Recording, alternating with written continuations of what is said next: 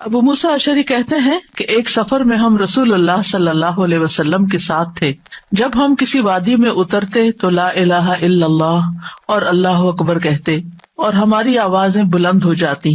تو نبی صلی اللہ علیہ وسلم نے فرمایا، اے لوگو اپنی جانوں پر رحم کرو، کیونکہ تم کسی بہرے یا غائب کو نہیں پکار رہے، وہ تو تمہارے ساتھ ہی ہے، بے شک وہ سننے والا اور تم سے بہت قریب ہے.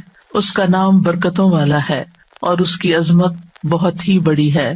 تو اللہ سبحانہ وتعالی قریب ہے، اس کو ہم چاہیں تو دل ہی دل میں پکاریں، سرگوشیوں کے انداز میں پکاریں یا اونچی آواز میں پکاریں، وہ ہر حال میں سنتا ہے، اور جب وہ سنتا ہے تو جواب بھی دیتا ہے اور ہماری دعائیں قبول بھی کرتا ہے. اس لیے ہمیں اس کو قریب محسوس کر کے اس سے دعائیں کرتے رہنا چاہیے. تو وہ دعا کی قبولیت کے اعتبار سے قریب ہے، دعا کو سننے کے لحاظ سے قریب ہے، اپنے علم کے اعتبار سے سب لوگوں کے قریب ہے، اور خاص طور پر عبادت کرنے والوں اور پکارنے والوں کے قریب ہے. یعنی اس کا قرب دو طرح کا ہے، ایک عام قرب ہے جو سب کے لیے ہے، اور ایک خاص قرب ہے جو اس کے خاص بندوں کے لیے ہے، اور وہ خاص بندے جو عبادت گزار ہیں، جو اس کا ذکر کرتے ہیں، جو اس کے شکر کرنے والے ہیں. تو اللہ سبحانہ وتعالیٰ ان کی دعاؤں کو قبول کرتا ہے، ان کی مدد کرتا ہے اور انہیں نیک کاموں کی توفیق عطا کرتا ہے. یہاں پر آپ دیکھ رہے ہیں کہ فَإِنِّي قریب کہہ کے بندے اور رب کے درمیان کوئی فاصلہ نہیں رکھا گیا اس اعتبار سے کہ کوئی اور واسطہ ہو. یہاں اللہ سبحانہ وتعالیٰ نے جواب کو قل یا فقل کہہ کے نہیں فرمایا، جیسا کہ دوسری آیات میں آتا ہے. جتنے بھی سوال صحابہ کرام نے رسول اللہ صلی اللہ علیہ وسلم سے کیے تو ان کے جواب میں اللہ تعالیٰ نے فرمایا قل، آپ انہیں بتا دیجئے. لیکن یہاں پر قل بھی نہیں آیا، ڈائریکٹ فإنی قریب، اذا سألک عبادی انی فإنی قریب، یعنی بیچ میں کوئی واسطہ نہیں لایا گیا. تو اس سے یہ پتہ چلتا ہے کہ ہمارے اور ہمارے رب کے بیچ میں کسی اور واسطے اور کسی اور وسیلے کی ضرورت نہیں. اور جب اللہ تعالیٰ نے یا عبادی کہہ دیا تو اس میں سارے بندے شامل ہو جاتے ہیں، چاہے وہ نیک ہوں یا بد ہوں، بڑے ہوں یا چھوٹے ہوں، گناہگار ہوں یا بہت پرہیزگار ہوں، کوئی بھی ہو، جو بھی اپنے رب کو پکارتا ہے رب اس کی پکار کو سنتا ہے اور وہ قریب ہے. لہٰذا جب ہمارا رب قریب ہے اور مجیب ہے، جیسا کہ آپ جانتے ہیں پروگرام کا نام بھی قریب و مجیب اسی لیے رکھا گیا کہ ہمارا اگر اپنے رب سے تعارف ہو جاتا ہے، ہم اپنے رب کو پہچان جاتے ہیں کہ ہم کس کو پکار رہے ہیں اور وہ کہاں ہے، تو جتنا جتنا ہمارا یہ یقین ہوگا کہ وہ ہمارے قریب ہے اور وہ سنتا ہے اور جواب دیتا ہے، اتنی ہی زیادہ محبت اور توجہ کے ساتھ، اخلاص کے ساتھ ہم دعا کریں گے انشاءاللہ. اور پھر آپ دیکھیے کہ اللہ تعالیٰ ہماری دعاؤں کو ضائع نہیں کرتا. اجیب دعوت الداعی اذا دعانی، مطلب یہ ہے کہ جو بھی مجھ سے مانگتا ہے وہ کچھ پا کے ہی لوٹتا ہے، وہ نامراد نہیں ہوتا. جیسے زکریا علیہ السلام نے کہا تھا کہ وَلَمْ أَكُنْ بِدُعَائِكَ رَبِّ شَقِيًّا، کہ اے رب تجھے پکار کر تو میں کبھی بدبخت ہوا ہی نہیں، کبھی مایوس ہوا ہی نہیں، کبھی محروم ہوا ہی نہیں. جب بھی تجھے پکارا تجھ سے کچھ پا ہی لیا. تو اس لیے ہر دعا کرنے والے کو یہ یقین ہونا چاہیے کہ ہماری دعا ضرور سنی جائے گی، کیونکہ شیطان انسان کے دل میں یہ وسوسہ ڈالتا ہے کہ تمہاری دعا قبول نہیں ہوگی. نہیں بھائی، ہر ایک کی دعا قبول ہوتی ہے اگر وہ صحیح معنوں میں اپنے رب کو پکارتا ہے، وہ دعاؤں کو سنتا ہے اور جواب بھی دیتا ہے.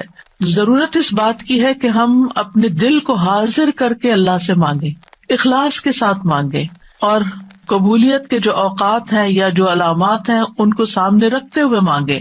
اور پھر ساتھ یہ بھی کہا گیا فَلْيَسْتَجِيبُوا لِي وَلْيُؤْمِنُوا بِي لَعَلَّهُمْ يَرْشُدُونَ، کہ انہیں چاہیے کہ وہ بھی میری بات مانیں. یعنی اگر یہ چاہتے ہیں کہ میں ان کی دعائیں قبول کروں تو پھر انہیں بھی چاہیے جب میں انہیں پکارتا ہوں، ایک تو یہ ہے نا کہ ہم اللہ تعالیٰ کو پکارتے ہیں، اور ایک اللہ تعالیٰ بھی ہمیں پکارتے ہیں. یعنی اللہ سبحانہ وتعالیٰ کب پکارتے؟ ہر اذان میں پکار آتی ہے، حی علی الصلاۃ حی علی الفلاح. تو پھر ہم کیا کرتے ہیں؟ کیا واقعی ہم صلاح کی طرف جاتے ہیں یا نہیں؟ اسی طرح قرآن مجید میں بہت دفعہ یا ایھا الذین آمنوا کہہ کے ہمیں پکارا گیا ہے. اے لوگو جو ایمان لائے ہو، یا ایھا الناس کہہ کے تمام انسانوں کو پکارا گیا ہے. تو کیا ہم انسان بھی اپنے رب کی پکار کو سنتے ہیں؟ کیا ہم بھی جواب دیتے ہیں؟ کیا ہم بھی اس کی طرف بڑھتے ہیں؟ اور پھر یہ کہ وَلْيُؤْمِنُوا بِی، چاہیے کہ وہ مجھ پر ایمان لائیں، چاہیے کہ وہ میری بات مانیں. لعلہم یرشدون، شاید کہ وہ سیدھی راہ پا جائیں.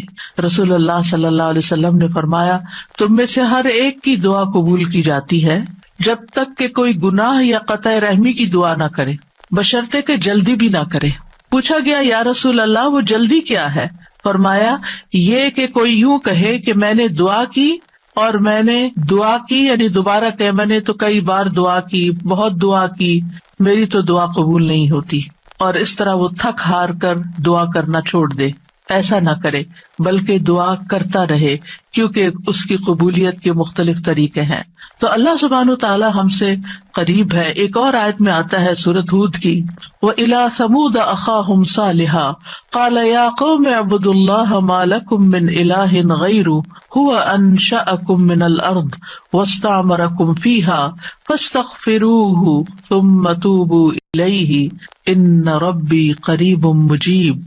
اور سمود کی طرف ان کے بھائی صالح کو بھیجا، اس نے کہا اے میری قوم، اللہ کی عبادت کرو، اس کے سوا تمہارا کوئی معبود نہیں، اسی نے تمہیں زمین سے پیدا کیا اور تمہیں اس میں آباد کیا، سو اس سے بخشش مانگو، پھر اس کی طرف پلٹ آؤ، یقیناً میرا رب قریب ہے، قبول کرنے والا ہے.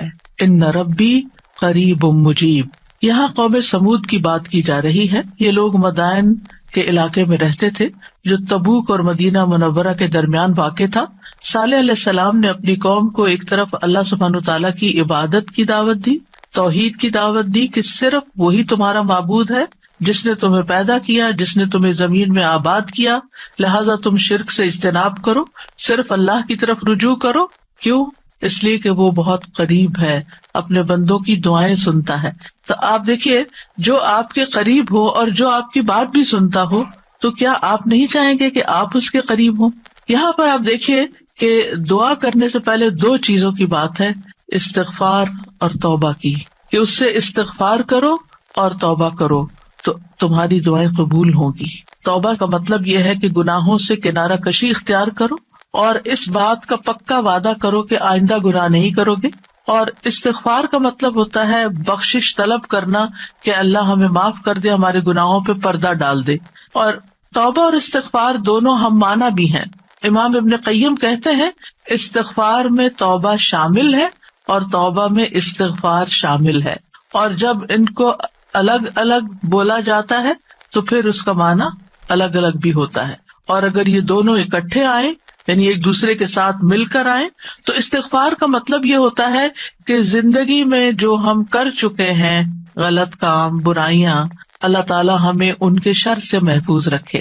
اور توبہ کا مطلب یہ ہے کہ ہم آئندہ گناہ میں پڑنے کے شر سے آپ کی مدد چاہتے ہیں، حفاظت چاہتے ہیں.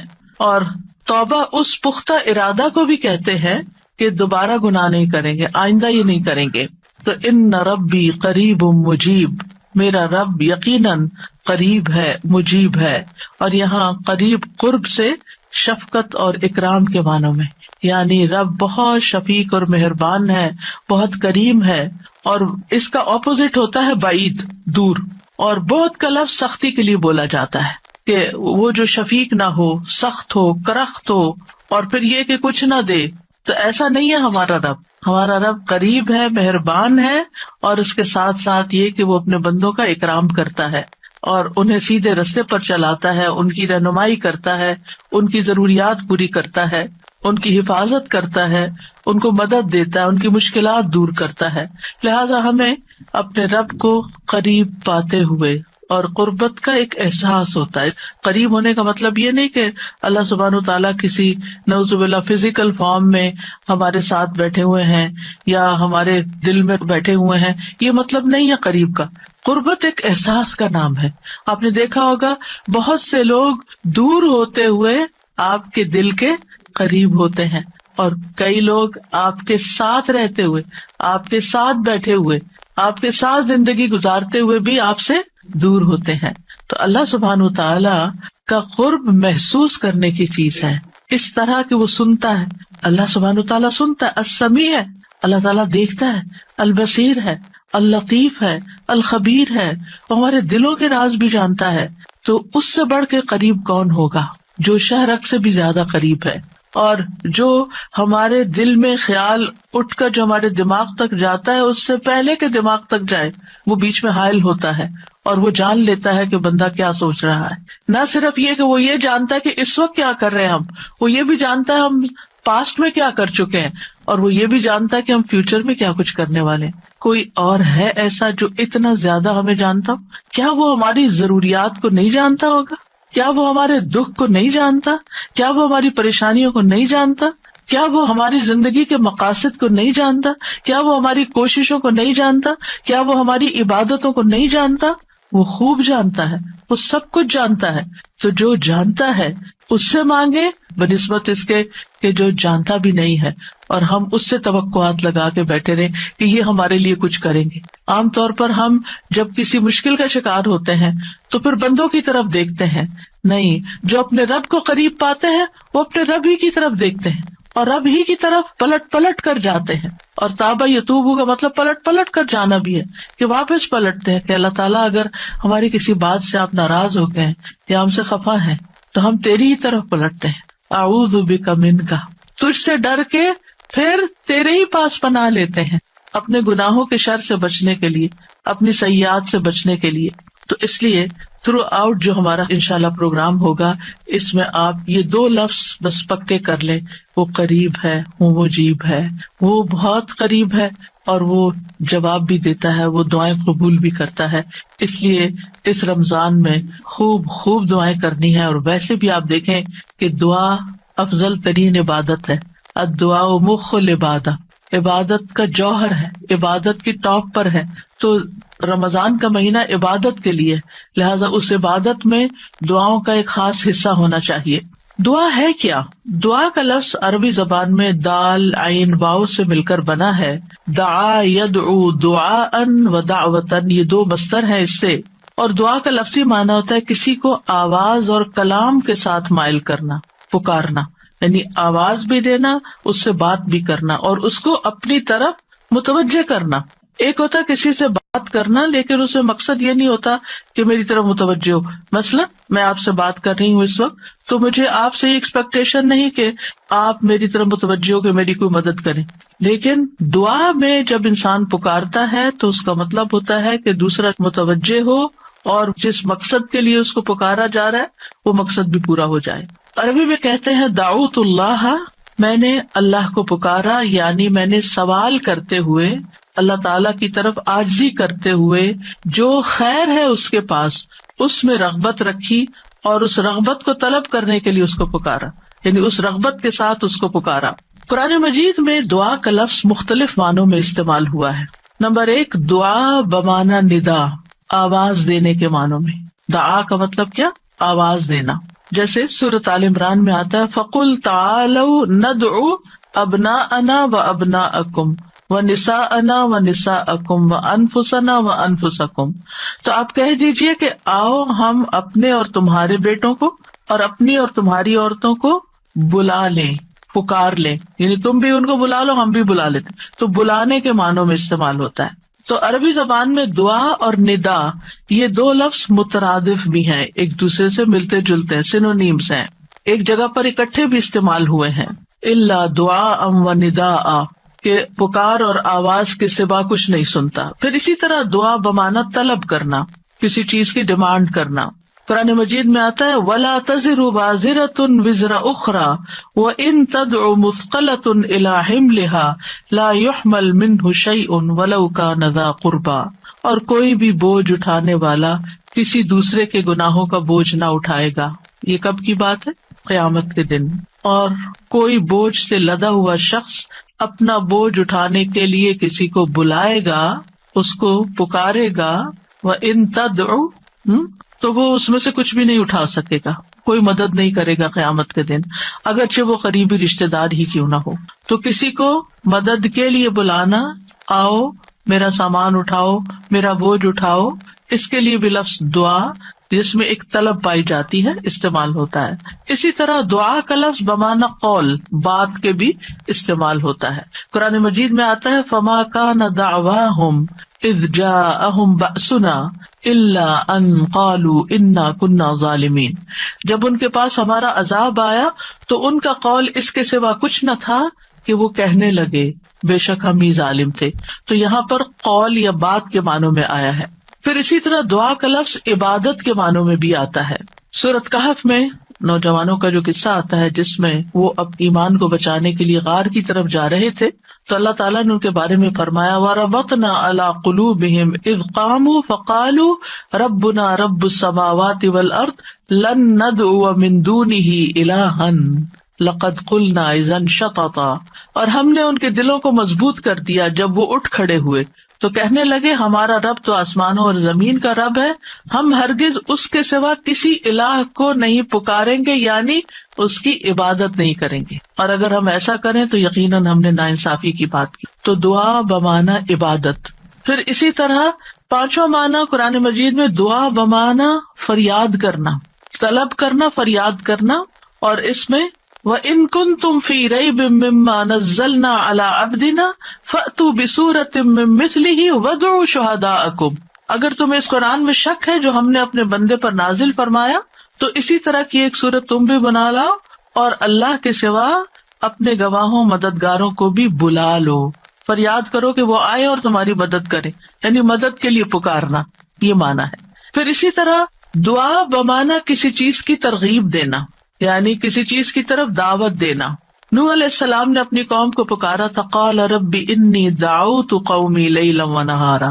اس نے کہا ہے میرے رب بے شک میں نے اپنی قوم کو رات اور دن پکارا، ان کو دعوت دیتا رہا دین کی طرف، اپنے رب کی طرف. اور اس میں معنی عبادت کا بھی ہے کہ اللہ کی عبادت کرو تو عبادت کی دعوت میں ان کو دیتا رہا. پھر اسی طرح دعا بمعنی منسوب کرنا، نسبت دینا. ادعوہم لآبائہم، ان بچوں کو ان کے حقیقی باپوں کی نسبت سے پکارو. یعنی ادعوہم کا مطلب ہے کہ ان کو اپنے باپوں کی طرف ہی منسوب کرو، جن کے وہ بچے ہیں باپ کا نام نہیں بدلو. اور آٹھواں معنی ہے سوال کرنا، دعا بمعنی سوال. جیسے بنی اسرائیل نے موسیٰ علیہ السلام سے کہا قالوا ادع لنا ربک یبین لنا ما ہی، انہوں نے کہا تم اپنے رب سے ہمارے لیے دعا کرو. تو یہ جو دعا ہے یہ بمعنی سوال ہے، یعنی مانگو کہ وہ ہمارے لیے بیان کر دے کہ وہ گائے کس طرح کی ہو. تو قرآن مجید میں یہ دعا کا لفظ مختلف معنوں میں استعمال ہوا ہے، لیکن دعا کا عمومی شرعی معنی کیا ہے؟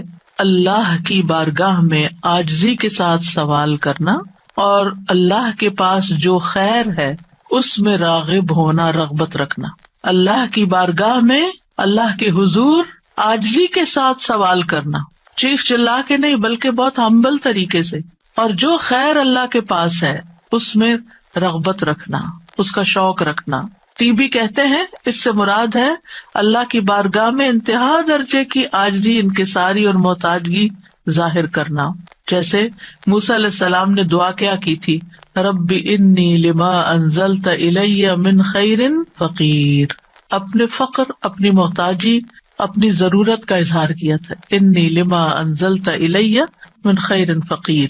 امام ابن قیم کہتے ہیں اس سے مراد ہے ایسی چیز کو طلب کرنا جو دعا کرنے والے کو فائدہ دے، یعنی فائدے کی چیز حاصل کرنے کے لیے سوال کرنا، اور ایسی چیز کو دور کرنے کے لیے طلب رکھنا جو اس کو نقصان دیتی ہو. تو پھر دو طرح سے دعا کرتا ہے انسان، کچھ فائدے کی چیزیں مانگتا ہے اور کچھ نقصان والی چیزوں کو دور کرنے کے لیے اللہ سے درخواست کرتا ہے. ہماری شریعت میں دعا کی دو بڑی اقسام ہیں، ایک ہے دعائے عبادت اور ایک ہے دعائے مسئلہ. دعائے عبادت کیا ہے؟ اس سے مراد ہے کہ انسان اللہ سے ثواب کی امید رکھتے ہوئے، اس کے عذاب سے ڈرتے ہوئے اس کی عبادت کرے، اس میں سوال نہیں ہے. تو عربی میں دعا بمعنی عبادت بھی استعمال ہوتا ہے. آتا ہے نا وقال ربکم ادعونی استجب لکم ان الذین یستکبرون عن عبادتی سیدخلون جہنم داخرین. اس میں دعا کے دونوں معنی آ گئے. اور تمہارے رب نے فرمایا کہ مجھ سے دعا کرو میں تمہاری دعا قبول کروں گا. یہ تو سوال ہو گیا. اور دوسرا بے شک وہ لوگ جو میری عبادت سے تکبر کرتے ہیں عنقریب وہ ذلیل و خوار ہو کر جہنم میں داخل ہوں گے. تو یہاں عبادت کا معنی بھی آ گیا عبادت کے لفظ کے ساتھ، یعنی دعا ایک طرح سے عبادت ہے. تو دعا عبادت کیا ہے کہ انسان اللہ سے ثواب کی امید رکھتے ہوئے اس کے عذاب سے ڈرتے ہوئے اللہ کی عبادت کرے، جیسے نماز پڑھے، روزہ رکھے، قرآن کی قرأت کرے، تسبیح کرے، صدقہ کرے، اللہ کی طرف لوگوں کو دعوت دے، تعلیم کا کام کرے. تو انسان ان میں سے جو بھی عبادت کا کام کرے گا وہ دراصل اللہ کی طرف راغب ہوگا، کیونکہ دعا میں رغبت پائی جاتی ہے. اور جو شخص مثلا نماز پڑھتا ہے تو گویا وہ زبان حال سے دعا کر رہا ہوتا ہے، اللہ سے بخشش مانگ رہا ہوتا ہے کہ اللہ تعالیٰ ہمارے اوپر رحم کیجیے، ہم نے جو گناہ کیے ہیں آپ ان کو معاف کر دیجیے. کیونکہ نماز بذات خود کیا کرتی ہے؟ بلاؤں کو ٹالتی ہے، گناہوں کو معاف کرنے کا ذریعہ ہے. ٹھیک ہے. اچھا، صدقہ کیا کرتا ہے؟ گناہوں کی آگ بجھاتا ہے. ٹھیک ہے نا. تو یہ جو گناہوں کی آگ کا بجھنا ہے، یہ ہم بول کے بھی کہہ سکتے اللہ میں جہنم کے عذاب سے بچا، تو وہ ہماری زبان بول رہی ہوتی ہے. لیکن جب ہم صدقہ دے رہے ہوتے ہیں تو گویا ہمارا عمل جو ہے وہ اسی چیز کا تقاضا کر رہا ہے کہ ہم اپنے اوپر سے گناہوں کا بوجھ اتارنا چاہتے ہیں. تو ایک دعا سوال کے انداز میں ہوتی ہے اور ایک دعا حال کے ساتھ بیان ہو رہی ہوتی ہے، عمل کے ساتھ ہو رہی ہوتی ہے. اور دوسری جو دعائیں مسئلہ ہے جس میں مانگنے کی دعا ہوتی ہے، تو وہ یہ ہے کہ انسان دنیا اور آخرت کی کوئی بھی بھلائی طلب کرنے اور دنیا اور آخرت کے نقصان کو دور کرنے کا سوال اللہ سے ہی کرے. دنیا اور آخرت کی کوئی بھی بھلائی مانگنا اور دنیا اور آخرت کے کسی بھی نقصان سے بچنا، یہ بس اللہ ہی سے کرے اس کا سوال. یہ دعائیں مسئلہ ہے، یہ سوال کرنے والی، یعنی وہ دعا جس میں ہم سوال کرتے ہیں. کن چیزوں کا سوال کرتے ہیں؟ دنیا اور آخرت دونوں. آخرت نہیں بھولنی. ربنا آتنا فی الدنیا حسنۃ وفی الآخرۃ حسنۃ وقنا عذاب النار. تو دنیا اور آخرت کی حسنہ مانگنا اور دنیا اور آخرت کے عذاب سے، مصیبت سے بچنا. وقنا عذاب النار، سب سے بڑی مصیبت تو آگ ہے نا، یعنی اس کی کوئی تکلیف انسان کو پہنچے. نبی صلی اللہ علیہ وسلم نے فرمایا دعا عبادت ہے. قال الدعاء هو العبادۃ قال ربکم ادعونی استجب لکم. تمہارے رب کا فرمان ہے میں پکارنے والے کی دعا قبول کرتا ہوں جب وہ مجھے پکارتا ہے. تو دعا جو ہے یہ عبادت کی اقسام میں سے سب سے عظیم قسم ہے. امام خطابی اپنی کتاب شأن الدعاء میں کہتے ہیں، اس حدیث کی وضاحت کرتے ہوئے الدعاء هو العبادہ، وہ کہتے ہیں کہ دعا عبادت کا ایک بڑا حصہ ہے یا سب سے افضل عبادت ہے. جیسے کہ لوگ کہتے ہیں لوگ بنو تمیم ہیں اور مال اونٹ ہیں، یعنی لوگوں کو دیکھنا تو بنو تمیم کو دیکھو، مطلب سب لوگوں سے افضل ہیں. نبی صلی اللہ علیہ وسلم اسی سے تھے نا، اور ان کی تعداد بھی زیادہ تھی. اور اسی طرح عربوں کے ہاں مال کی سب سے بڑی قسم اونٹ ہوا کرتے تھے. وہ کہتے مال تو اصل میں اونٹ ہے اور لوگ تو بنو تمیم ہی ہیں. تو اسی طرح کہا گیا دعا تو عبادت ہی ہے. الدعاء هو العبادہ، دعا ہی عبادت ہے. الحج عرفہ، تو اس کا یہ مطلب ہے کہ صرف عرفہ میں جاؤ، یہ نہیں. مطلب یہ ہے کہ جتنے بھی ارکان آپ حج کے ادا کرتے ہیں ان میں سے عرفہ کے دن کا قیام اگر کسی نے پا لیا تو اس کا حج ہو گیا، اور وہ سب سے بڑا دن ہے جس میں بخشش ہوتی ہے. تو یہ عربوں کے کہنے کا ایک انداز بھی ہے نا. اور مراد اس سے کیا ہے کہ دعا سب سے افضل عبادت ہے اور ساری اطاعتوں اور ساری بندگیوں کا مغز ہے کہ انسان اپنی ہر پریشانی اور ہر ضرورت میں اللہ کی طرف متوجہ ہو جائے. یہ ہے اصل مقصد. اگر کسی مشکل میں پڑ گیا ہے تو اس مشکل کے دور ہونے کے لیے بس اللہ ہی کی طرف رجوع کرے اور اسی کا انتظار کرے کہ وہی کاٹے گا. لوگوں سے توقعات ہٹا لے. اس کا یہ مطلب نہیں کہ ہم لوگوں سے ہیلپ لے نہیں سکتے، آپ لوگوں سے ہیلپ لے سکتے ہیں، آپ ان کو بتا سکتے ہیں کہ آپ کس مشکل میں اور اس کا حل کیا ہے، لیکن ان سے توقع نہ رکھے کہ یہ میری مشکل حل کر دیں گے. مثلاً آپ کو کوئی پرابلم ہوئی ہے، آپ کسی سے مشورہ کرنا چاہتے ہیں، آپ کسی سے کاؤنسلنگ لینا چاہتے ہیں، آپ ضرور لیں، لیکن یہ توقع نہ رکھیں کہ یہ آپ کا مسئلہ حل کر دے گا یا بس یہی آپ کے لیے سب کچھ ہو گیا. اس کو اللہ سبحانہ وتعالیٰ سے آگے نہ رکھے. کہتے ہیں نا ہمت مردہ مدد خدا. ہمت آپ نے کرنی ہے کوشش آپ نے کرنی، مدد اللہ نے کرنی ہے. دعا کی بھی ہمت ہوتی ہے اور دعا کے لیے بھی ایک ایفرٹ لگانی پڑتی ہے اور اس کے لیے یکسو ہونا پڑتا ہے. خصوصاً آپ دیکھیں کہ جب کسی بڑی پریشانی کے نتیجے میں انسان کے ہوش اڑ جاتے ہیں، اوسان خطا ہو جاتے ہیں، اس کو کچھ سمجھ نہیں آتی، تو ایسی صورت میں انسان اپنے خیالات کو مجتمع کر کے، فوکس کر کے، پوری توجہ کے ساتھ اللہ کی طرف جب متوجہ ہوتا ہے تو یہ ہے اصل میں دعا کی روح. اور نہ صرف یہ کہ بڑی مشکلات میں بلکہ چھوٹی چھوٹی ضروریات میں بھی اللہ کی طرف رغبت کرنی چاہیے. دعا کی ضرورت کیوں ہے ہماری زندگی میں؟ کیونکہ ہم اللہ کے محتاج ہیں، بادشاہ وہی ہے، ہم فقیر ہیں.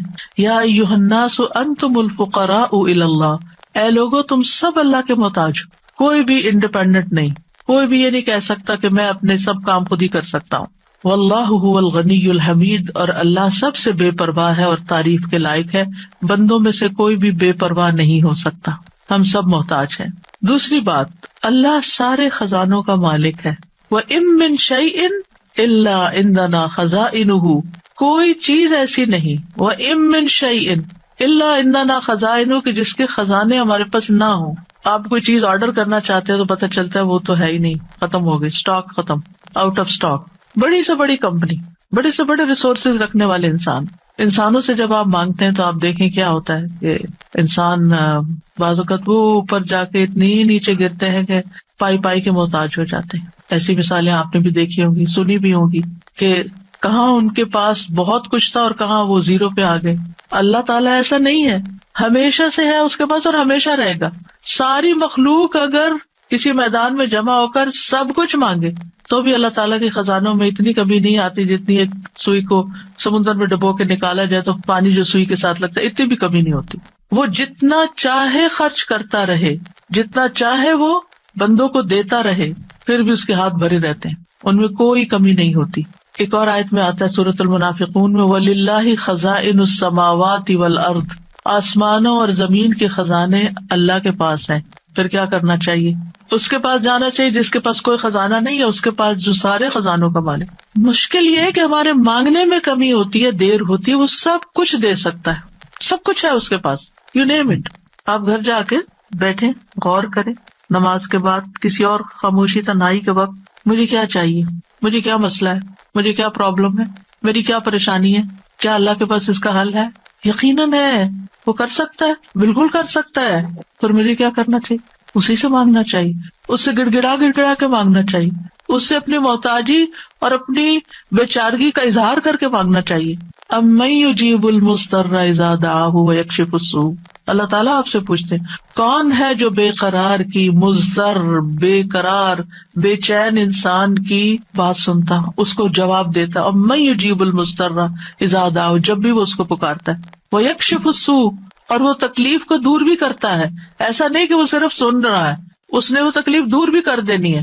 اور آپ کہیں گے بس اتنی سی بات تھی، میں اس کو اتنا پہاڑ بنائے ہوئی تھی، اپنی زندگی کا بہت بڑا مسئلہ بنائے ہوئے تھی، اور اللہ تعالیٰ کے لیے بس اتنی سی بات تھی. میرے مانگنے میں کمی تھی، اس کے پاس نہیں کمی. ہماری دعا میں کمی ہے، ہمارے اخلاص میں کمی ہے، اس کے دینے میں کمی نہیں ہے. اس طرح پکارا کرے نا کہ اللہ تعالیٰ آپ تو دے کر کسی کمی کا شکار نہیں ہوتے، لیکن میری کمی پوری ہو جائے گی. پھر آپ دیکھیں ہر بھلائی دینے اور ہر تکلیف دور کرنے پہ قادر ہے. سورۃ الانعام میں آتا ہے وَإِن يَمْسَسْكَ اللَّهُ بِضُرٍّ فَلَا كَاشِفَ لَهُ إِلَّا هُوَ وَإِن يَمْسَسْكَ بِخَيْرٍ فَهُوَ عَلَى كُلِّ شَيْءٍ قَدِيرٌ، اگر اللہ تجھے کوئی تکلیف پہنچائے تو اس کے سوا کوئی دور کرنے والا نہیں، اور اگر وہ تجھے کوئی بھلائی پہنچائے تو وہ ہر چیز پر پوری طرح قادر ہے. وہ سب کچھ کر سکتا ہے، وہ قادر ہے. نہ آپ کی کوئی خیر اور بھلائی کو لے جا سکتا ہے، کیونکہ عام طور پہ ہم وہم کا شکار رہتے ہیں کہ اگر میری اس نعمت کا کسی کو پتہ چل گیا تو پھر کیا ہوگا، شاید وہ نظر ہی لگ جائے اور نعمت چھین ہی جائے.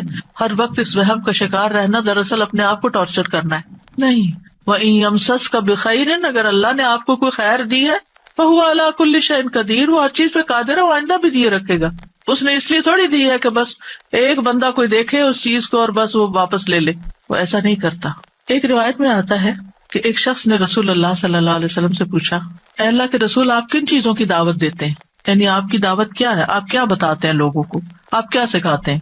آپ نے فرمایا میں اس اللہ کی طرف دعوت دیتا ہوں جو اکیلا ہے، وہ اللہ کہ جب تم پر کوئی مصیبت آتی ہے اور تم اسے پکارتے ہو تو وہ تم سے تمہاری مصیبت دور کر دیتا ہے. یہ ہے اللہ کا تعارف. جب آپ کے بچے آپ سے پوچھیں اللہ کون ہے تو آپ کیا بتاتے ہیں؟ یہ بڑے بڑے لفظ بولتے ہیں نا.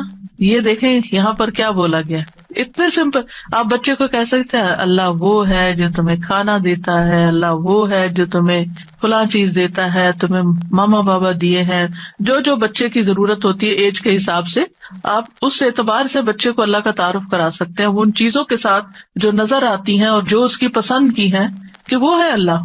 پھر آپ نے فرمایا کون ہے اللہ کہ جب تم کسی بیابان اور جنگل میں راستہ بھول جاؤ اور تم اس سے دعا کرو تو وہ تمہیں واپس پہنچا دیتا ہے. اور صرف جنگل بیابان نہیں، اب تو خیر GPS وغیرہ کی سہولت موجود ہے، اس کے باوجود بھول جاتے ہیں نا، اس کے باوجود غلط ٹرن لے لیتے ہیں، کبھی پہلے اور کبھی بعد میں. GPS فریز ہو جاتے ہیں، نیٹ چلا جاتا ہے، روڈ میپ ختم ہو جاتا ہے، کئی مسائل ہیں. تو کبھی بھی راستہ بھولیں تو ہم پہلی بات یہ سوچیں کہ اللہ سے دعا کرتے ہیں اللہ راستہ دکھا دے. راستہ بھولنے پر مجھے کبھی ٹینشن نہیں، میں ہمیشہ سوچتی ہوں اللہ پہنچا دے گا، ہو جائے گا، کوئی مسئلہ نہیں. اللہ کے تو علم میں ہے نا. میں تو کہتی ہوں کہ آپ کو پتا ہے نا کہاں ہے، بس وہاں لے جائیں. ہمیں نہیں پتا، آپ کو تو پتا ہے نا. تو جب آپ اللہ سے مانگتے ہیں کبھی لاڈ پیار سے، کبھی اس کی کسی صفت کا واسطہ دے کر، کبھی اپنی عاجزی محتاجی ظاہر کر کے، تو وہ ضرور سنتا ہے. پھر فرمایا وہ ذات کہ جب تم قحط سالی میں مبتلا ہوتے ہو اور تم اس سے دعا کرتے ہو تو وہ تم پر پیداوار ظاہر کر دیتا ہے، یعنی تمہاری پیداوار اگا دیتا ہے زمین سے. یہ ہے اللہ، یہ اللہ کا تعارف. پھر آپ دیکھیے کہ ہم کیوں اللہ سے مانگے، کیونکہ زمین و آسمان کی ساری مخلوق اللہ ہی سے مانگتی ہے، تو ہم کیوں نہ مانگے. آپ غور کیجئے ذرا اس بات پر، یسألہ من فی السماوات والارض کل یوم ھو فی شأن. اسی سے مانگتا ہے جو کوئی آسمانوں اور زمین میں ہے، ہر دن وہ ایک نئی شان میں ہے. اسی سے مانگ رہا ہے ہر کوئی جو آسمانوں اور زمین میں ہے، ہر کوئی. کون کون ہے آسمانوں اور زمین میں؟ آسمانوں میں فرشتے ہیں جن کو ہم جانتے ہیں، زمین پر انسان اور جنات ہیں، اس کے علاوہ جو اور مخلوقات ہیں، وہ ساری مخلوق اللہ سے مانگ رہی ہے. اگر ساری مخلوق اللہ سے مانگتے اور ہم کسی اور سے مانگنا شروع کر دیں، غیر اللہ سے مانگیں، تو کتنی حماقت والی بات ہے نا. اللہ نے عقل اسی لیے دی تھی کہ ہم اللہ ہی کو نہ پہچانے. تو اللہ سبحانہ تعالیٰ سے سوال کرنے کے اعتبار سے 4 طرح کے لوگ ہیں. امام ابن تیمیہ کہتے ہیں پس تمام آسمانوں اور زمین کے لوگ اللہ سے سوال کرتے ہیں تو ان کے 4 درجات بن جاتے ہیں. پہلی قسم، کچھ وہ لوگ ہوتے ہیں جو نہ ہی اللہ کی عبادت کرتے ہیں نہ ہی اس سے مدد طلب کرتے ہیں، حالانکہ اللہ نے ان کو پیدا کیا، ان کو رزق دیا، ان کو عافیت دی. تو یہ کون ہے؟ نہ اللہ کی عبادت نہ ہی اس سے دعا، کچھ بھی نہیں، کوئی تعلق نہیں. دوسری قسم کے وہ لوگ ہوتے ہیں جو اللہ سے مدد طلب کرتے ہیں تو وہ ان کی مدد کر دیتا ہے، لیکن وہ اللہ کی عبادت نہیں کرتے. عبادت نہیں کرتے، ہاں جب کوئی مسئلہ پیش آتا ہے تو پھر کیا کرتے ہیں؟ پھر دعا کر لیتے. ایسے لوگ آپ نے دیکھے ہوں گے، نماز نہیں، روزہ نہیں، صدقہ خیرات کچھ نہیں، ہاں کوئی مشکل پیش آئے تو پھر اللہ سے دعا کرتے ہیں. تیسری قسم کے کچھ وہ لوگ ہوتے ہیں جو اللہ کی عبادت اور اطاعت طلب کرتے ہیں لیکن نہ ہی اس سے مدد مانگتے ہیں نہ اس پہ توکل کرتے ہیں. نماز روزہ کر لیں گے، دعا نہیں کرتے، کہتے ہیں اللہ کو پتہ ہی ہے نا کیا چاہیے، اب مانگنا کس لیے. نہیں، اللہ تعالیٰ خود فرماتے وقال ربکم ادعونی، تمہارا رب کہتا ہے مجھ سے دعا کرو، تو کیوں نہ دعا کریں، ہمیں دعا کرنی ہے. چوتھی قسم کے وہ لوگ ہوتے ہیں جو اللہ کی عبادت بھی کرتے ہیں اور اس سے دعا بھی کرتے ہیں، اس سے مدد بھی طلب کرتے ہیں. تو اللہ تعالیٰ اپنی عبادت اور اطاعت پر ان کی مدد کرتا ہے. جیسے ہم کہتے ہیں رب اعنی علی ذکرک و شکرک و حسن عبادتک، تو اللہ تعالیٰ مدد بھی فرماتا ہے. اب ہم اپنے آپ کو دیکھیں کہ ہم کون سی کیٹیگری میں فال کرتے ہیں، ہم کہاں ہیں. کیا ہم ان لوگوں میں ہیں جو عبادت بھی کرتے ہیں اور دعا بھی کرتے ہیں، تو یہ ٹاپ کلاس کے لوگ ہیں، اور باقی اللہ تعالیٰ کے حق میں کبھی کوتاہی کرتے ہیں. تو ہمیں دعا کرتے رہنا چاہیے، اللہ تعالیٰ کو پکارتے رہنا چاہیے، ہر ضرورت میں، ہر مقصد میں، ہر پریشانی میں، ہر دکھ میں، ہر بیماری میں، ہر موقع پر، ہر چیز کے لیے، چھوٹی سے چھوٹی چیز کے لیے، بڑی سے بڑی چیز کے لیے اللہ ہی سے مانگنا چاہیے. کیونکہ وہ دے کر احسان نہیں جتاتا، وہ دے کر شرمندہ نہیں کرتا، وہ دے کر ہم سے واپس نہیں مانگتا، وہ بغیر شرط کے دیتا ہے، غیر مشروط دیتا ہے. وَإِذَا سَأَلَكَ عِبَادِي عَنِّي فَإِنِّي قَرِيبٌ أُجِيبُ دَعْوَةَ الدَّاعِ إِذَا دَعَانِ فَلْيَسْتَجِيبُوا لِي وَلْيُؤْمِنُوا بِي لَعَلَّهُمْ يَرْشُدُونَ. وَإِذَا سَأَلَكَ عِبَادِي عَنِّي فَإِنِّي قَرِيبٌ أُجِيبُ دَعْوَةَ الدَّاعِ إِذَا دَعَانِ فَلْيَسْتَجِيبُوا لِي وَلْيُؤْمِنُوا بِي لَعَلَّهُمْ يَرْشُدُونَ. تو ہمیں مانگتے رہنا چاہیے کیونکہ وہ قریب ہے، وہ مجیب ہے. اللہ سبحانہ تعالیٰ اپنے بندوں کو خود فرماتا ہے کہ اللہ سے اس کے فضل کا سوال کرو، یہ اللہ کا حکم ہے. سورۃ النساء میں آتا ہے وَاسْأَلُوا اللَّهَ مِن فَضْلِهِ، اور اللہ سے اس کے فضل کو مانگو کہ اللہ اپنا فضل فرما. فضل کیا ہوتا ہے؟ جو ہم ڈیزرو نہیں کرتے، نہ اپنی عبادت کی وجہ سے، نہ کسی محنت کی وجہ سے، نہ کسی قابلیت کی وجہ سے، نہ کسی ہنر کی وجہ سے. ہم ڈیزرو نہیں کرتے لیکن آپ دے سکتے. ہم پھر بھی آپ سے مانگتے ہیں، چاہے ہم اس قابل نہیں لیکن پھر بھی آپ سے مانگ، آپ ہمیں عطا کیجیے. اور اللہ تعالیٰ کو یہ بات پسند ہے کہ بندے اس سے مانگیں، کیونکہ بندے کو جب کسی چیز کی ضرورت ہوتی ہے نا اور وہ اس کو اللہ تعالیٰ سے مانگتا ہے تو وہ اللہ تعالیٰ کے ساتھ کنیکٹ ہو جاتا ہے، اللہ تعالیٰ کو یاد کرتا ہے، اس کے سامنے اپنی حالت کا اظہار کرتا ہے، اپنا دکھ، اپنا شکوہ، اپنا غم، اپنا رنج، اپنی پریشانی اس کو سناتا ہے، جو سن کر آگے نشر نہیں کرتا. جب ہم بندوں کے سامنے اپنی کسی پریشانی کا ذکر کر دیتے ہیں تو بعض اوقات کیا کرتے ہیں، وہ آگے بیان کر دیتے ہیں اور یوں آپ کے راز کھل جاتے ہیں، آپ کا مرتبہ اور مقام لوگوں کی نگاہ میں گر جاتا ہے. کچھ لوگ آپ سے حسد کرنے لگتے ہیں، کچھ لوگ آپ کی تکلیف پہ خوش ہوتے ہیں. تو اس لیے ہمیں اللہ سبحانہ تعالیٰ کے سامنے ہی اپنے رنج اور دکھ کی فریاد رکھنی چاہیے. اللہ تعالیٰ اپنے بندوں کو ہر چیز کو اسی سے مانگنے کا حکم دیتا ہے. اب ہر چیز میں کیا ہے؟ صحیح مسلم کی روایت ہے، ابو ذر غفاری رضی اللہ عنہ کہتے ہیں کہ نبی صلی اللہ علیہ وسلم اپنے رب تبارک و تعالیٰ سے روایت کرتے ہیں کہ بے شک اللہ تعالیٰ فرماتا ہے، اے میرے بندو تم سب گمراہ ہو سوائے اس کے جسے میں ہدایت دوں، پس تم مجھ سے ہدایت مانگو میں تمہیں ہدایت دوں گا. نمبر 1 دعا کیا ہونی چاہیے؟ ہدایت کی. دن کی ہر رکعت میں ہم اہدنا الصراط المستقیم مانگتے ہیں. ہر کام میں ہمیں گائیڈنس چاہیے، ہمیں کلیرٹی چاہیے، چاہے دین کا کام ہو چاہے دنیا کا کام. ہر چیز میں ہمیں صحیح راستہ، صحیح اسٹریٹجیز اختیار کرنے کی ضرورت ہوتی ہے، تب وہ کام ہو پاتا ہے. اور اس طرح ساری کنفیوژن بھی دور ہو جاتی، ساری پریشانی بھی دور ہو جاتی کہ میں نے اللہ سے دعا کر لی، اللہ تعالیٰ آپ مجھے صحیح طریقہ بتا دے، مجھے اس کام کو کیسے لے کے چلنا ہے. تو ہر موڑ پر، ہر کام میں ہمیں ہدایت کی ضرورت ہوتی ہے. تو اہدنا الصراط المستقیم. پھر فرمایا، اے میرے بندو تم سب بھوکے ہو سوائے اس کے جسے میں کھلاؤں، تو تم مجھ سے کھانا مانگو میں تمہیں کھانا کھلاؤں گا. سبحان اللہ. سب سے بڑی ضرورت ہدایت کے بعد انسان کی کیا ہے؟ کھانا، جو اس کو دن میں کئی بار کھانا پڑتا ہے. اور انسان سب سے زیادہ پریشان بھی اس کے لیے ہوتا ہے، اور مال کا سب سے بڑا حصہ بھی اسی پہ خرچ ہوتا ہے.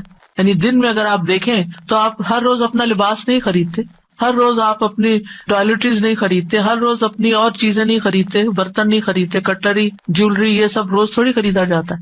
لیکن کھانا تو ڈیلی چاہیے، کھانا تو ڈیلی کنزیوم کرنا ہے، اس سے مانگو. اور خاص طور پر اگر کچھ خاص کھانے کو دل چاہتا ہے وہ بھی اس سے مانگو. نیوٹریشیس چاہیے، ہولسم چاہیے، صحت مند چاہیے، کیونکہ ساری بیماریاں ہی کھانے سے پیدا ہوتی ہیں. یعنی کھانا مانگو صرف یہ نہیں کہ ہے نہیں، بلکہ اچھا کھانا مانگو تو اللہ تعالیٰ کھلائے گا. اے میرے بندو تم سب برہنہ ہو سوائے اس کے جسے میں لباس پہناؤں، تو تم مجھ سے لباس مانگو میں تمہیں لباس پہناؤں گا. بعض اوقات انسان کو کوئی خاص چیز پہننے کو دل چاہتا ہے، مانگے اللہ سے، اللہ دے گا. اے میرے بندو تم سب دن رات گناہ کرتے ہو اور میں سارے گناہوں کو بخش دیتا ہوں، تم مجھ سے بخشش مانگو میں تمہیں بخش دوں گا.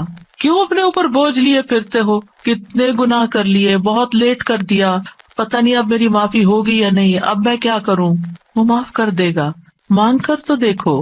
اے میرے بندو اگر تمہارے اولین و آخرین اور جن و انس ایک صاف چٹیل میدان میں کھڑے ہو کر مجھ سے مانگنے لگے اور میں ہر ایک کو جو مجھ سے مانگ رہا ہے وہ سب کچھ دے دوں جو وہ مانگ رہا ہے، تو میرے خزانوں میں کوئی کمی نہیں ہوگی مگر جتنی سمندر میں سوئی ڈال کر نکالنے سے کمی آتی، کچھ کمی نہیں. مانگو، اس کا تو کچھ نہیں بگڑتا، اس کا تو کچھ کم نہیں ہوتا. نبی صلی اللہ علیہ وسلم نے بھی اللہ سے مانگنے کا حکم دیا ہے۔ عبداللہ بن عباس کہتے ہیں ایک دن وہ رسول اللہ صلی اللہ علیہ وسلم کے پیچھے سوار تھے تو رسول اللہ صلی اللہ علیہ وسلم نے ان سے فرمایا، اے لڑکے، میں تجھے چند کلمات سکھا رہا ہوں، احفظ اللہ یحفظک، تم اللہ کے احکام کی حفاظت کرو، اللہ تمہاری حفاظت کرے گا۔ احفظ اللہ تجدہ تجاہک، اللہ کی حفاظت کرو یعنی اللہ تعالیٰ کے احکامات کی، تم اسے اپنے سامنے پاؤ گے، قریب پاؤ گے۔ اذا سألت فاسأل اللہ، جب تمہیں مانگنا ہو اللہ سے مانگو، جب تمہیں مانگنا ہو، کچھ بھی مانگنا ہو۔ وَإِذَا اسْتَعَنْتَ فَاسْتَعِنْ بِاللَّهِ، اور جب مدد چاہیے اللہ سے مدد مانگو، کسی بھی طرح کی مدد، یعنی مدد صرف مالی مدد نہیں ہوتی، یا مدد صرف ان چیزوں کی نہیں ہوتی اوپر جن چیزوں کا ذکر ہوا ہے، مدد تو ہمیں ہر کام میں چاہیے۔ ہم کون سی لائن اختیار کریں، کون سا پیشہ اختیار کریں، کون سی جاب لیں، کون سی نہ لیں، کیا کریں کیا نہ کریں، فلاں جگہ جانا ہے جائیں یا نہ جائیں، ہر معاملے میں۔ اور یہ جو ہمیں استخارہ سکھا دیا گیا تو یہ بھی تو یہی ہے۔ اور اس استخارے میں بھی آپ دیکھیے، اذا سألک عبادی انی فانی قریب اجیب دعوت الداعی اذا دعانی، اس میں بھی آپ دیکھیں بیچ میں واسطہ نہیں رہا نا، تو ہم کسی سے نہیں کہہ سکتے آپ میرا استخارہ کریں، آپ اپنے لیے خود ہی خیر مانگے۔ آپ صلی اللہ علیہ وسلم نے عبداللہ بن عباس سے کہا، جان رکھو اگر ساری دنیا مل کر بھی تمہیں نفع پہنچانا چاہے تو تمہیں نفع نہیں پہنچا سکتی سوائے اس کے جو اللہ نے تمہارے لیے لکھ دیا، اور اگر وہ سارے مل کر تمہیں کوئی نقصان دینا چاہیں نقصان نہیں دے سکتے سوائے اس کے جو اللہ نے تمہارے لیے لکھ دیا۔ کتنا بڑا توکل سکھاتی ہے یہ بات، کتنی فکریں پریشانیاں اور دل سے اور دماغ سے بالکل آف لوڈ ہو جاتی، کچھ نہیں ہوتا، کوئی کچھ نہیں بگاڑ سکتا۔ ہم ڈرتے رہتے ہیں نا، کبھی فیوچر سے ڈرتے ہیں، کبھی لوگوں سے ڈرتے ہیں، کبھی کسی بیماری سے ڈرتے ہیں، کبھی بھوک فقر و فاقہ سے ڈرتے ہیں، کبھی اپنے اولاد کے بارے میں ڈر رہے ہوتے ہیں، فکر کر رہے ہوتے ہیں ان کا کیا بنے گا، ان کے ایمان کا کیا ہوگا، ان کے کھانے پینے کا کیا ہوگا، ان کے رہنے کا کیا، یہی فکریں تو ہیں ہماری جن میں ہم ڈوبے رہتے ہیں۔ اللہ نے ہمیں صرف ان فکروں کے لیے تھوڑی بھیجا ہے، ہمیں تو اللہ نے اپنی عبادت کے لیے بھیجا تھا، اللہ نے ہمیں بڑے کام کرنے کے لیے بھیجا، ہم نے اپنے آپ کو چھوٹی چھوٹی چیزوں میں الجھا کر بیمار کر لیا اور انہی کے اندر ہی گھومتے رہے اور انہی کی فکر کرتے رہے اور انہی کے بوجھ تلے دبے رہے، جبکہ ہمیں تو کنتم خیر امۃ اخرجت للناس، تم بہترین امت ہو، تمہیں تو انسانیت کے لیے پیدا کیا گیا تھا، تمہیں تو اوروں کے لیے پیدا کیا گیا تھا کہ تم خود بھی ہدایت پر اور انہیں بھی اللہ کی طرف بلاؤ، اور تم صرف اپنی ہی ذات میں کھو گئے اور صرف اپنے ہی غم لے کر بیٹھ گئے اور صرف اپنی ہی پریشانیوں میں دن رات رہے۔ ان سب چیزوں کو تو اللہ کے حوالے کرنے کی ضرورت ہے، وہ ٹیک کیئر کرے گا۔ ان تنصروا اللہ ینصرکم، اگر تم اللہ کی مدد کرو گے اللہ تمہاری مدد کرے گا، اور وہ ضرور کرے گا۔ تم اوروں کی فکر کرو اللہ تمہاری کرے گا۔ تو اس لیے ہمارے کرنے کا کام کیا، احفظ اللہ یحفظک، حفاظت چاہیے، تم اللہ تعالیٰ کے احکامات کی حفاظت کرو، جو تمہیں کہا جا رہا ہے وہ پابندی سے کرو، باقی کام اللہ کا ہے۔ اور پھر احفظ اللہ تجدہ تجاہک، جب تم اللہ کے بن جاؤ گے نا تو پھر اللہ کو بہت قریب پاؤ گے۔ پھر آپ دیکھیے کہ اللہ کے نزدیک دعا سے زیادہ کوئی چیز معزز نہیں۔ دعا انسان کو عزت دیتی ہے، جب انسان بندوں کے آگے ہاتھ پھیلاتا ہے تو ذلیل ہوتا ہے، اور جب اللہ سے مانگتا ہے دو ہاتھ اٹھا کے، بندوں کے سامنے تو ہم ایک ہاتھ پھیلاتے ہیں اور اللہ کے سامنے دو ہاتھ پھیلاتے ہیں، اور جب انسان اللہ سے مانگتا ہے تو اللہ اس بندے سے محبت کرتا ہے اور اس بندے کو دیتا ہے، نوازتا ہے اور عزت دیتا ہے، اپنی جناب سے دیتا ہے۔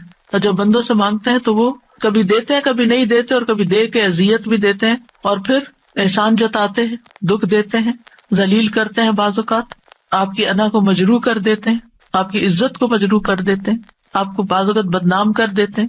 تو اللہ کے نزدیک دعا سے زیادہ کوئی چیز معزز نہیں۔ لیس شیء اکرم علی اللہ من الدعاء، پھر یہ کہ اللہ تعالیٰ دعائیں سنتا ہے۔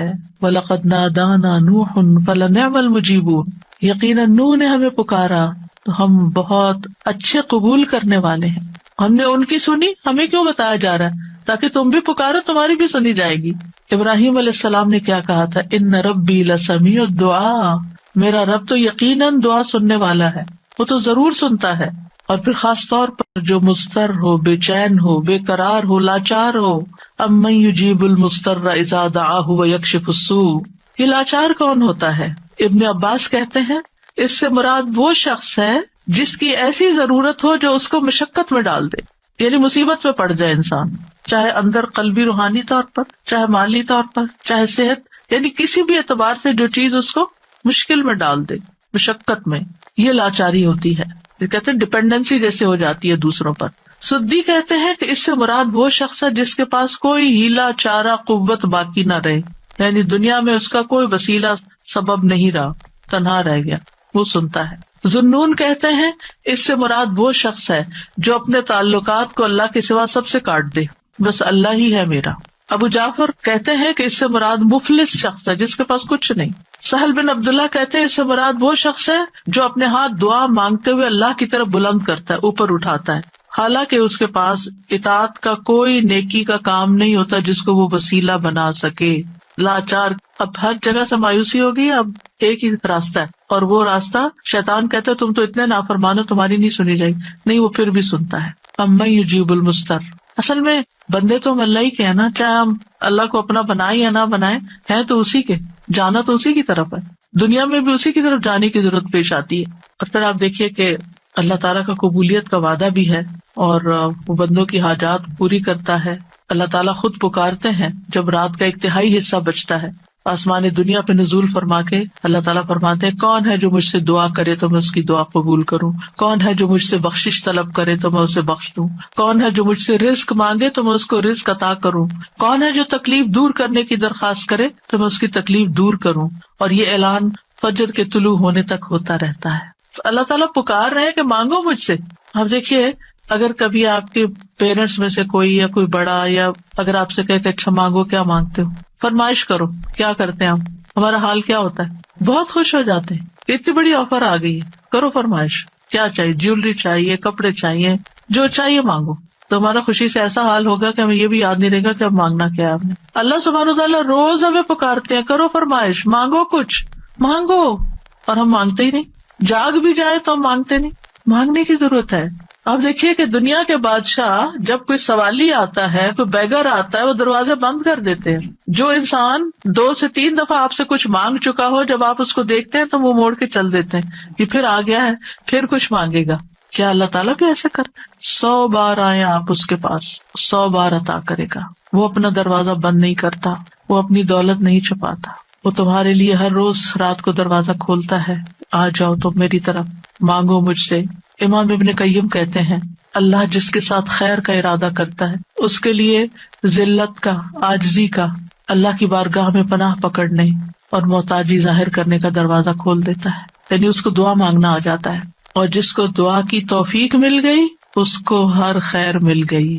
تو اصل چیز یہ ہے کہ دعا کی توفیق ہو جائے، دعا مانگنا شروع کر دیں۔ آپ دیکھیں کہ اس نیت سے بھی یہ پروگرام رکھا گیا تھا کہ ہم روز دعا کے بارے میں کچھ سنیں، پھر دعا کے مطلب کو سمجھیں، دعا کرتے رہے تاکہ ہمیں دعا مانگنا آ جائے۔ یعنی اس کا ہول سول گول ہے اس پروگرام کا وہ یہ کہ ہمیں دعائیں مانگنا آ جائے، ہم دعاؤں کے شوقین ہو جائیں، دعا مانگنے سے محبت کرنے لگے، دعاؤں کے اوپر یقین کرنے لگے کہ اللہ تعالیٰ سنتا اور ضرور سنے گا، اور ہمارے سارے بوجھ اتر جائیں اور ہم سارے اپنے معاملات اپنے رب کے سپرد کر دیں، اور ہم دنیا میں بھی ایک اچھی زندگی بسر کریں اور آخرت میں بھی۔ امام ابن تیمیہ کہتے ہیں جب اللہ کسی بندے کے ساتھ خیر کا ارادہ کرتا ہے تو اس کے دل میں دعا مانگنے اور اس سے مدد طلب کرنے کا الہام کر دیتا ہے کہ اللہ سے مانگو، اس کے دل میں ڈال دیتا ہے، اور اللہ اس کے مدد طلب کرنے اور اس کے دعا مانگنے کو اس کے لیے خیر کا ذریعہ بنا دیتے ہیں جس کے لیے اس نے مدد طلب کی ہوتی ہے، یعنی اس کا رستہ نکل آتا ہے۔ تو دعا مانگنے کے فائدے کیا ہیں؟ دعا ہر حال میں انسان کو فائدہ دیتی ہے۔ نمبر 1، دعا مانگ رہے ہوتے تو آپ عبادت کر رہے ہوتے ہیں، یہ اجر الگ لکھا جاتا ہے۔ اللہ تعالیٰ کی پسند کا کام کر رہے ہوتے ہیں، اللہ تعالیٰ سے کنیکٹڈ ہوتے ہیں، اور پھر یا تو دعا فوراً قبول ہو جاتی ہے، جو مانگا وہ اسی وقت مل جاتا ہے، یا پھر یہ کہ کوئی ایسی مصیبت ٹل جاتی ہے جو آنے والی تھی اور آپ کی اس دعا کی وجہ سے وہ مصیبت چلی گئی۔ رسول اللہ صلی اللہ علیہ وسلم نے فرمایا دعا فائدہ دیتی ہے اس کے بارے میں بھی جو کچھ نازل ہو چکا ہے اور اس کے بارے میں بھی جو نہیں اترا، بس اللہ کے بندو تم پر دعا کرنا لازم ہے، یعنی جو مصیبتیں آ گئی ہیں ان کو بھی دور کرے گی دعا، اور جو ابھی نہیں آئی اتر رہی ہیں ان کو بھی دور کر دے گی، آنے والی مشکلات کو بھی ہٹا دے گی۔ پھر یہ کہ اللہ تعالیٰ اپنے مانگنے والوں کو خالی ہاتھ نہیں لوٹاتا۔ حدیث میں آتا ہے بے شک اللہ عز و جل کو اس بات سے حیا آتی ہے کہ اس کا کوئی بندہ اس کے سامنے ہاتھ پھیلا کر کسی خیر کا سوال کرے اور وہ انہیں خالی لوٹا دے، کہ کچھ بھی نہ ڈالے اس میں، ایسا نہیں ہوتا۔ انس رضی اللہ عنہ کہتے ہیں رسول اللہ صلی اللہ علیہ وسلم نے فرمایا بے شک اللہ بڑا رحیم ہے، بڑے کرم والا ہے، اس کو اس بات سے شرم آتی ہے کہ اس کا کوئی بندہ اس کے آگے اپنے دونوں ہاتھ پھیلائے اور وہ ان دونوں میں کوئی خیر نہ ڈالے، وہ ایسا نہیں کرتا۔